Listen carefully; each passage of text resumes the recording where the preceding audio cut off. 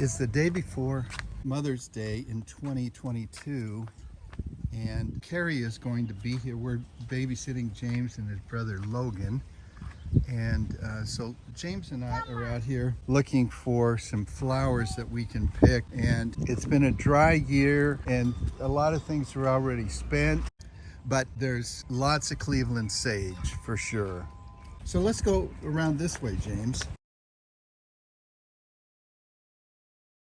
Over here is where I had wildflowers last year, plus I also planted some this year. And we've got quite a few poppies, and we've got a few prairie flack. There's several other names for it. And over here is where I have had in previous years lots of tall, elegant Clarkia.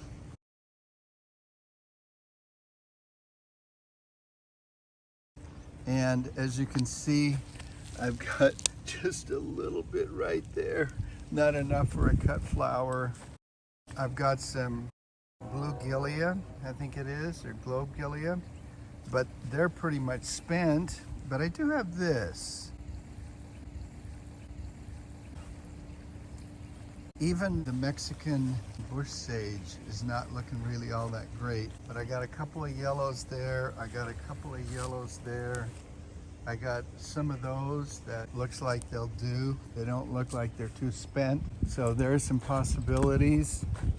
Now out here I have, it's not very spectacular, but this is a Winnifred Gilman sage.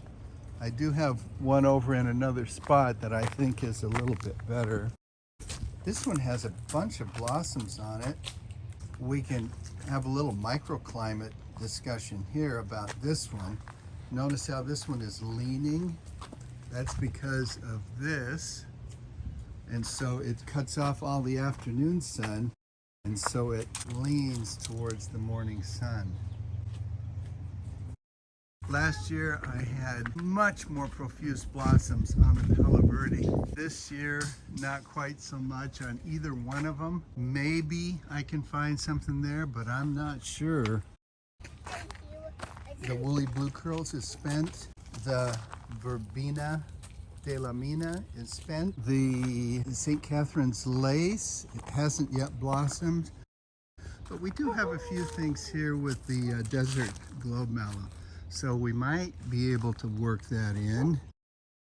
And this is gum bush or gum plant. Not as much as we had last year, but between that little bit and that little bit and that little bit right there, that may just have to be the totality of it.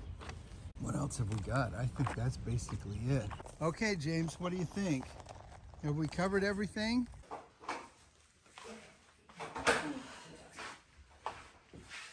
So James and I were outside and we collected that bucket of flowers. And Cari is my daughter-in-law, mother of James and Logan. And what is your process of taking a bucket of flowers and turning it into a bouquet? Well, I guess I consider the colors first, how many I have of maybe each variety. We have a lot of purple.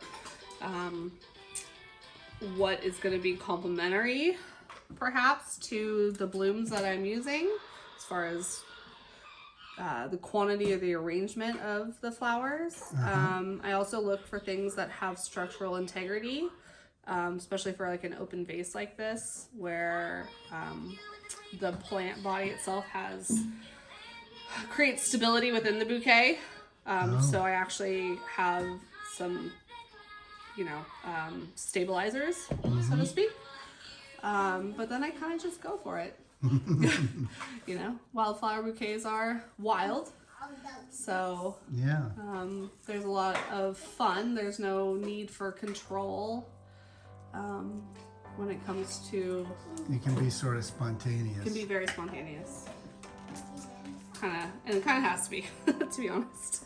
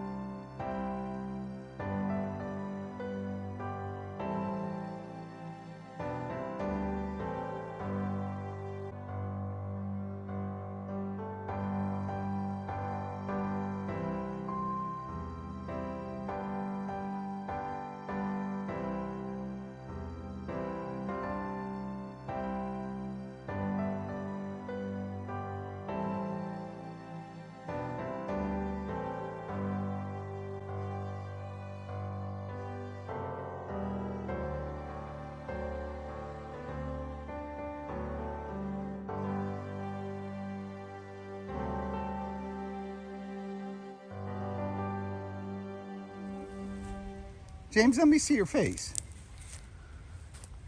Is that almond butter on your cheek? No. I think it is.